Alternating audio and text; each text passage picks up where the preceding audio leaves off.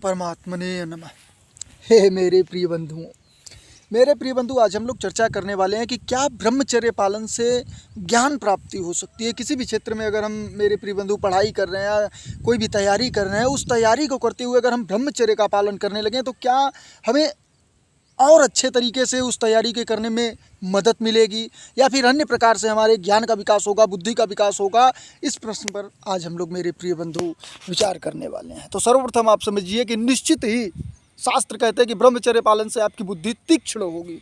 मतलब मेरे प्रिय बंधु, ब्रह्मचर्य से आपके दिमाग का विकास होगा और आप ज्ञान प्राप्त जो 2 मिनट में किसी भी चीज़ को याद कर सकते थे, अगर आप ब्रह्मचर्य का पालन करना प्रारंभ कर दें, और 1-2 दिन में नहीं होगा, कुछ दिन लगातार ब्रह्मचर्य का पालन करें, तो निश्चित ही 2 मिनट का जो आप याद करने का आपका ड्यूरेशन था वो 30 सेकंड के अंदर भी हो सकता है।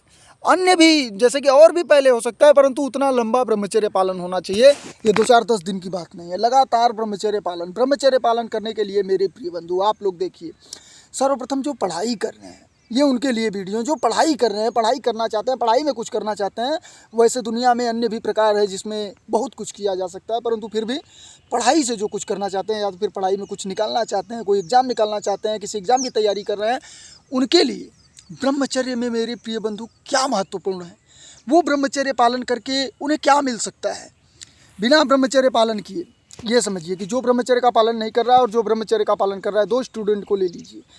जो व्यक्ति, मेरे प्रिय बंधु, ब्रह्मचर्य का पालन कर रहा होगा और वो निरंतर मानकर चलिए कि लगभग साल भर, 2-4-10 दिन की बात नहीं हो रही, लगभग साल भर नियम पूर्वक, नियम संयम से ब्रह्मचर्य का पालन करने वाला व्यक्ति, मेरे प्रिय बंधु, 1 साल में जो परीक्षा निकाल सकता है, ब्रह्मचर्य पालन न करने वाला पूरी जीवन में नहीं निकाल सकता उसे। ये समझने का प्रयास करिए। ये मैं वैसे ही नहीं कर रहा हूँ, ये स्वामी विवेकानंद जी ने, मेरे प्रिय बंधु, कहा कि जो भी व्यक्ति निरंतर 12 साल का ब्रह्मचर्य पालन करे, कोई लंबा समय नहीं है 12 साल मेरे प्रिय बंधु, फिर भी 12 साल बहुत कुछ है।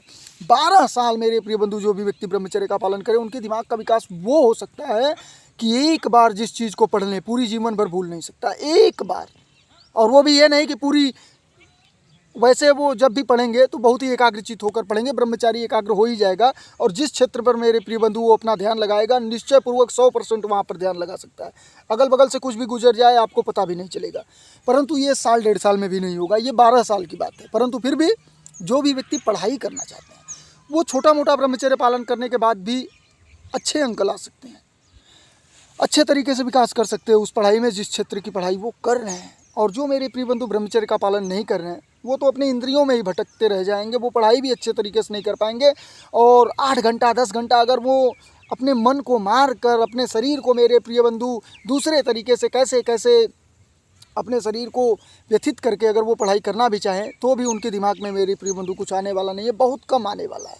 क्यों? क्योंकि ब्रह्मचर्य, मेरे प्रिय बंधु, वो स्मृति प्रदान करता है, जिसमें हम लोग, मेरे प्रिय बंधु, एक बार जो पढ़ लें वो हमें याद हो जाता है।